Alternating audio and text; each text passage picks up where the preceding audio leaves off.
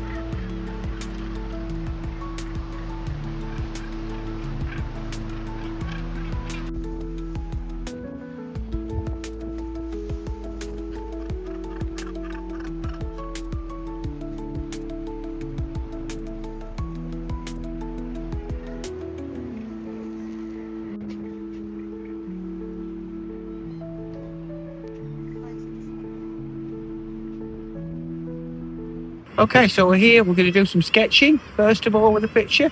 What we're going to do is, we're going to do a vertical composition. What we've got here is, it's called the grandstand for the location. It overlooks Bempton Cliffs and looks towards Flamber Head, and you get the majestic feel of the cliffs. I mean, as I said earlier, these are 300-foot sheer cliffs of chalk, and they are an absolute mecca for the seabirds. And what you can see here are gannets and, gannets at the moment, the guillemots and the razorbills, and there will be some puffins about as well. They're always elusive birds.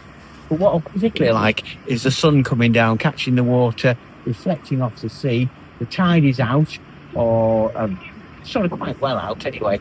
And what you can see here, you've got a wonderful view of the foreground, with the foreground cliffs. You've then got the sort of middle distance cliffs, those majestic sort of cliffs that sheer. But you've got different colours, because one's in shade and one's in highlight, in sun, and then you've got beyond there, we've got that distance with the last of the Bempton Cliffs before you disappear into the horizon, and the far distance with Flamber Head comes out. And putting all these elements together makes a really, really good composition, and it should make a lovely painting.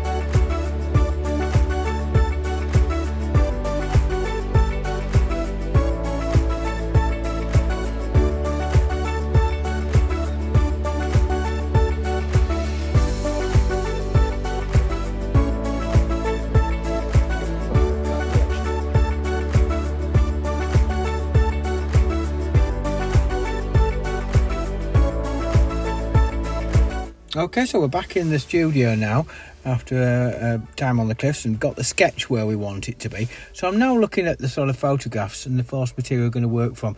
I've took a photograph of it was this morning, and I've also got one here of what I had yesterday.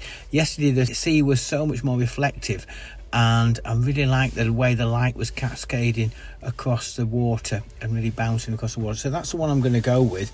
And I've also got a bit of a source material for the gannets in the foreground, so that we've got some plenty to go with. So now we're settled with the picture and the source material, let's get down to the painting. So I'm going to use masking fluid to capture that. Masking fluid is a really good material to use. You can use it sparingly, but it can be really effective. What it does, it protects the white paper so that we can paint washes on it, and yet then we can rub it off afterwards, and it gives that sort of protective feel and enables us to protect the paper so that we can capture the highlight. Now that we're finished with the masking fluid and we've let it dry, because it's got to dry, we're now moving on to the sky. The sky is very much about wetting wet, and we've got that warmth in the sky. I want to capture that light that's coming through the clouds, and we're going to utilise some dark clouds. We're going to mix a range of greys, mainly ultramarine, magenta and yellow ochre, that will just capture that bit of shadow that's going to cascade through the cloud.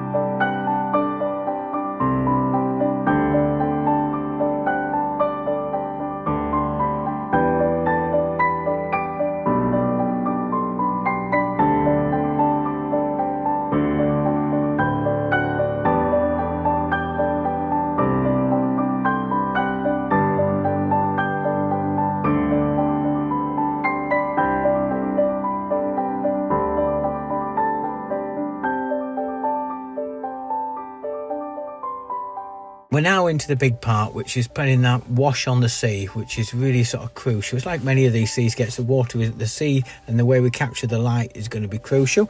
So I'm going to mix a nice washes, a combination of Prussian blue, ultramarine blue for the two blues, to magenta, yellow ochre. And between those, I'm going to get some purples, I'm going to get some nice sea blue. I'm also going to get some greens and some sort of purple effects. And I'm going to start at the top and work my way down, carrying a cascade of water as I come down to ensure that I don't get too many hard lines and we get that smooth transition of colour, which will be so important.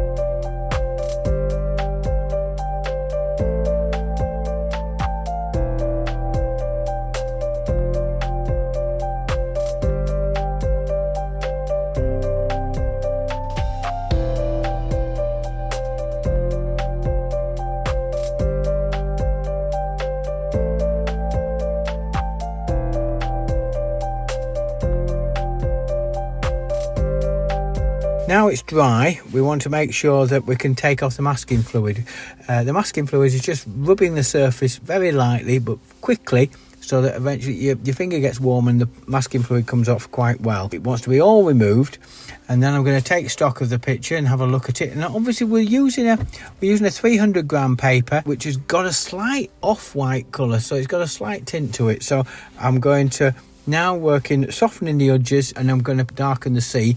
And this water effect with the light is going to take a little bit of work to do, but we're going to just gradual process of working through from the distance to the foreground.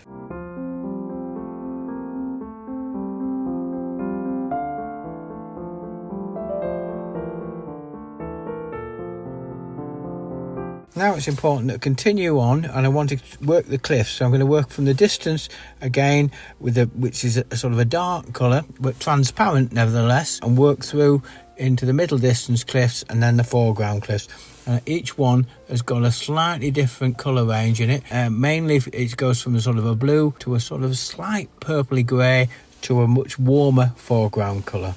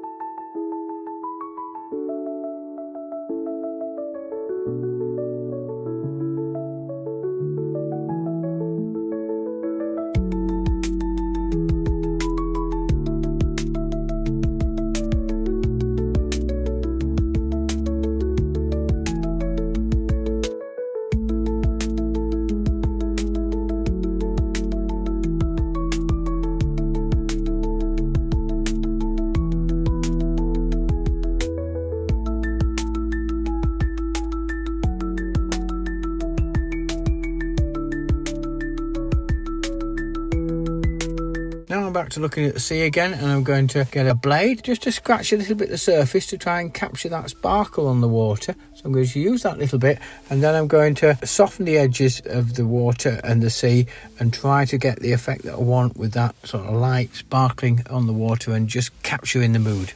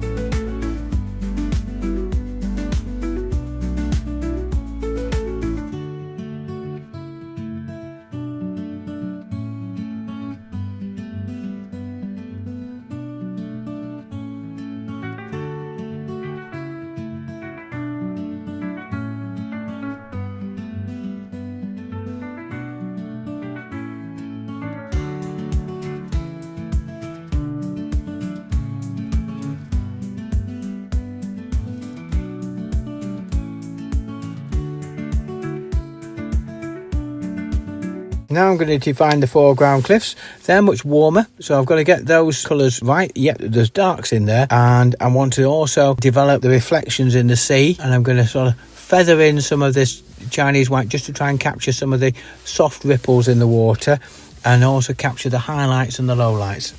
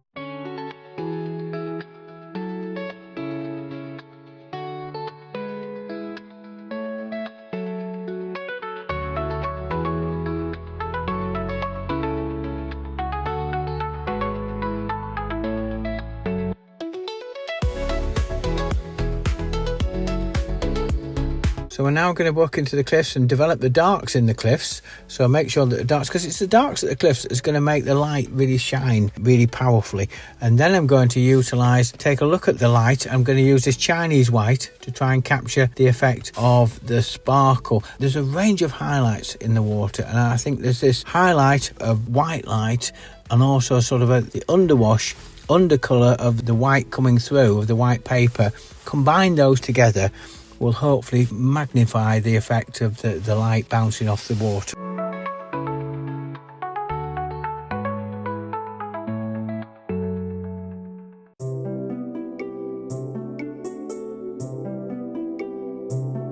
We're now into the foreground, and I want to get those gannets in the foreground. I've got another source material photograph which I'm going to utilise for that, and that will help us guide us. So I've got to get the soft colours, and then got to get the highlights on the heads, and then get some soft shadows to sort of just give them that sort of three-dimensional effect, alongside some really strong darks for the likes of the beaks and the wings.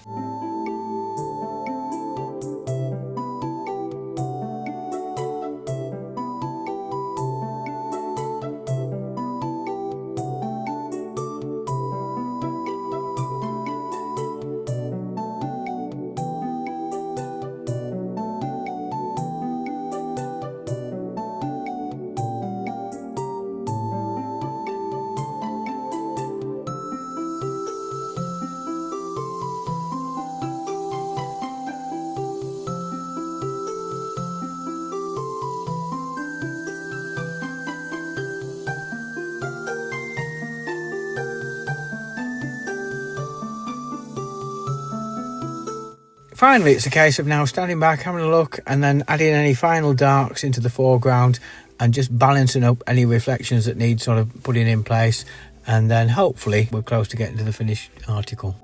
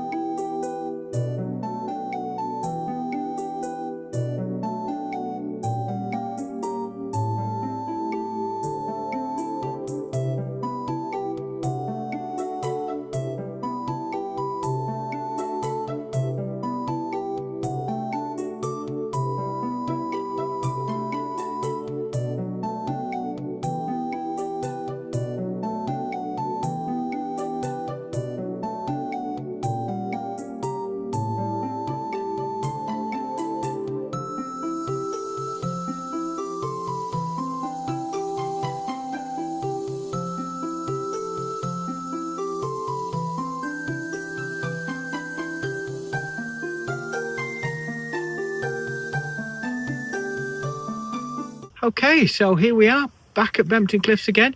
We've done the painting. I've put a little mount round it just so that it shows it off. It's been an interesting exercise. Obviously, the lights changed a lot now from what it was when we started, and of course we're having to dodge the showers a little bit as well. But nonetheless, it's been an interesting exercise to capture that light onto Bempton Cliffs. Obviously, every time you come here, the weather changes, the light changes, you know, the tide changes. It makes such a difference, really. I feel as though we've caught what we want. I wanted to catch that strong light, which was the morning sort of light, and all in all, I think I'm sort of quite pleased with it. Now, I hope you like this. I hope you like these videos. If you do, please do like and subscribe. It helps us get picked up by a wider audience. And really, this again has been an interesting exercise. Bempton Cliffs is a wonderful location for anybody that wants to come over here. It's on the Yorkshire coast. It's a massive seabird colony of all different types of wildlife, and it's well worth a visit. And now is a great time to come and see it. We're in the sort of June, the seabird season, and the breeding season. It's a great time to see it. So, without further ado, all I've got to say now is enjoy and keep painting.